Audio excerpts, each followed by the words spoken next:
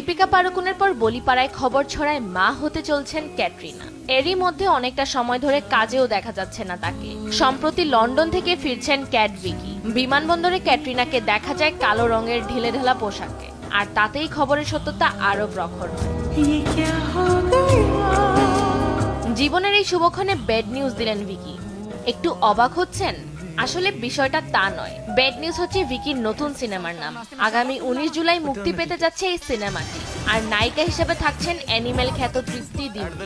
এই সিনেমাটি মূলত 2019 সালে করণ জোহর প্রযোজিত গুড নিউজ সিনেমার সিকুয়াল। तुम्हें बच्चा चाहिए कि नहीं?